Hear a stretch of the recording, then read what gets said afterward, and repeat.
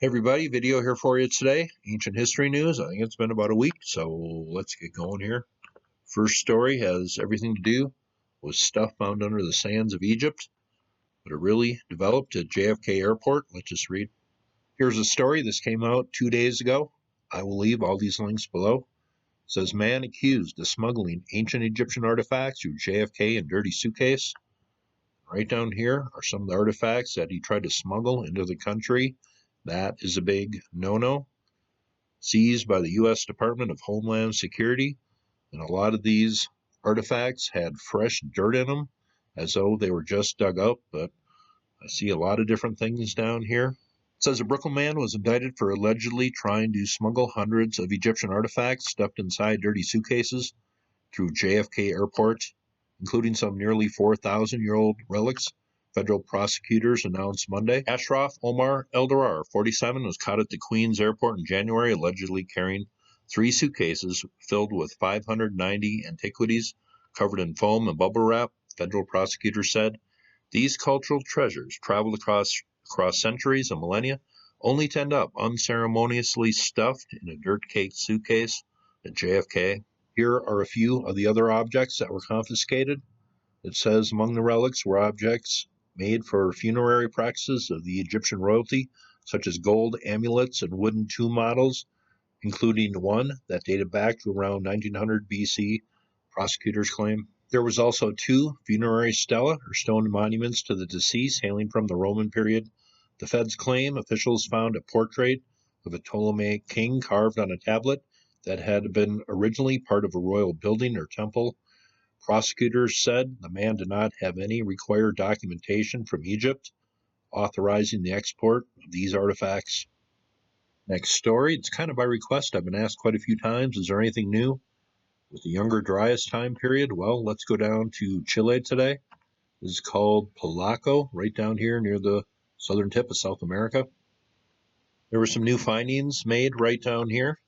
This is the city. I'm not sure where this dig went on, but it was right down here. But they made some findings directly related to the Younger Dryas time period. This is futurity.org. It says Earth-changing asteroid impact theory gets new evidence.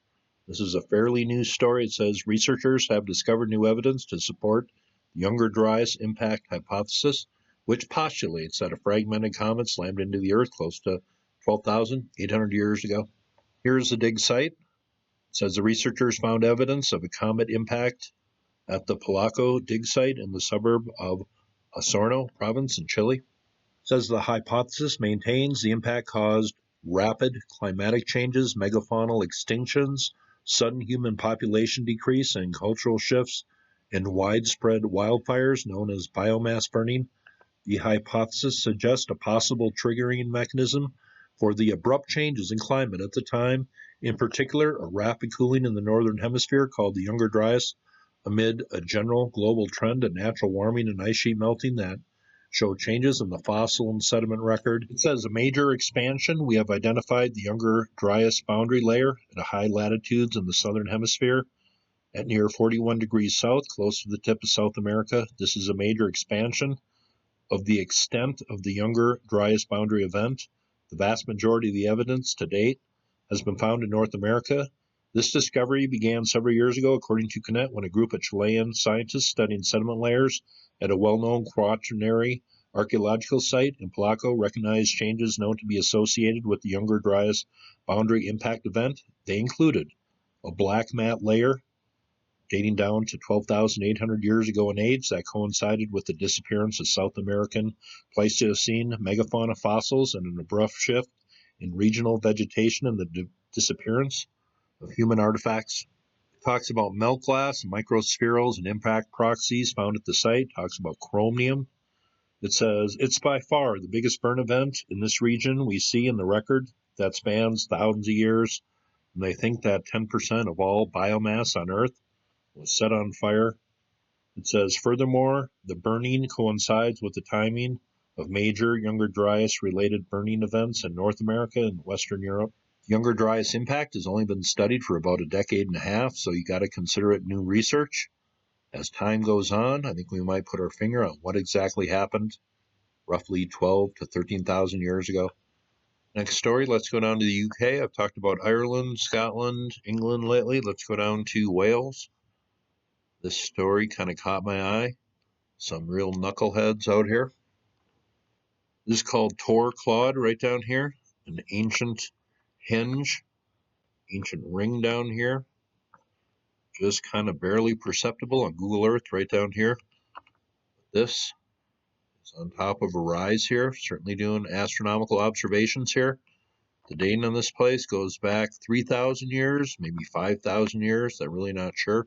Here is Wales Online. Motorbike scramblers damage 3,000-year-old ring near Swansea, and they think this could go back maybe 5,000 years. The dating has been all over the place on the few things I've read. It says witnesses have spoken of their horror at seeing riders of illegal off-road bikes using the historic ring cairn at TorClawdd near the community of Mar as a circuit, causing significant damage. Police officers attended the scene and have now pleaded that those responsible to think of their consequences of their actions. Here is a look at the site here. Here is the ringed earthwork on top of this hill. Here's tire ruts put in this earthwork that maybe goes back 5,000 years. They're not really sure. But out of all the places to ride, you have to do it in an ancient henge. Probably has a lot of history behind it. Some people, really, idiots. Let's move on. Next story, I thought I'd do one on ancient Turkey.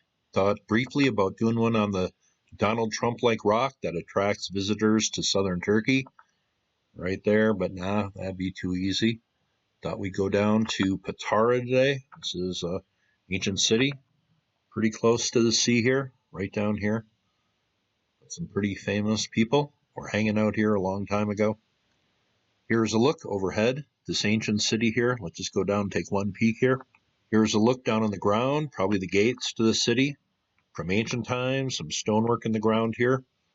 A lot of the remains are right over this hill here. There are a few things still left here. Maybe some of you nubophiles might have a thing to say about that thing right there. Stonework all the way through the area here. This is a city that goes back a few thousand years. This story just came out a few days ago. I like talking about places I've never talked about on my channel before in these ancient history news videos. It says Patara, the ancient land bearing traces of Alexander the Great, Hannibal, and St. Nicholas. And here's a pic taken just a few days ago in this ancient city. Located in the Kos district of the southwestern Antalya province, Patara is known as the capital of the ancient Lycian civilization, which took place in the middle of the 1st century BC and was made up of 23 cities. The first important person to come to the city was Tadhaya IV, king of the Hittite Empire. Alexander the Great, she added, wanted to seize Patara harbor after conquering Lycia, and during excavations, bronze projectiles with the words belonging to Alexander were found. There were traces of a fire around the sling bullets, so we understand that the garrison resisted Alexander the Great, who conquered the majority of Lycia without fighting. The pharaoh of Ptolemaic Egypt, Ptolemy II Philadelphus, also was among those who loved Patara, she said. The famous Carthaginian general Hannibal fled Rome and took refuge in Patara also. That is a cool little theater coming from this ancient city in Turkey. It says King Mithridates VI, a famous enemy of the Roman Republic from Anatolia, also set foot in Patara. Julius Caesar's assassin, Marcus Junius Brutus, also lived in Patara. So this city has a pretty rich history. Also, the author says that St. Nicolas, also known as Santa Claus, was born and lived in this ancient natural harbor. While all the names I have mentioned came to Patara afterward, it was Nicholas's birthplace. I guess everything has origin. That is a story on Patara in Turkey. I've never covered it. The main history they are just learning is pretty significant. Does this place go much further back in history? Well, it just might. Fifth and final story, pretty interesting. Brand new story just came out. It has to do with Native Americans and people living on Easter Island down here. I've made a number of videos on Easter Island, none too recently, but this is an island with a mysterious ancient past. Big moai, big volcano down here at this end of the island. This story just popped up, literally, since I've been working on this video. It says Polynesians Native Americans made contact before European arrival. Genetic study says here are some of the Moai statues at Rano Raraku site on Easter Island. It says through deep genetic analysis, Stanford medicine scientists and their collaborators have found conclusive scientific evidence of contact between Polynesians and Native Americans from the region that is now Colombia, something that's been hotly contested in the historic and archaeological world for decades. Before the study was conducted, proponents of the Native American and Polynesian interaction reasoned that some common cultural elements, such as some words, hinted that the two populations had mingled before Europeans settled in South America. Those who disagreed pointed to studies with contrasting conclusions and the fact that the two groups were separated by thousands of miles of open ocean. This new study is the first to show, through conclusive genetic analysis, that the two groups indeed encountered one another and did so before Europeans arrived in South America. They collected genetic data from more than 800 living indigenous inhabitants of Colombia and French Polynesia and conducted the study. Their research will definitely change the way we look at early migration in the ancient world. New research is rewriting the way we think about ancient history, certainly the way we think about how people got around a long time ago. Easter Island, pretty mysterious. Those are 5 ancient history news stories coming from around the world. Hope you thought that was interesting. You all have a very safe day.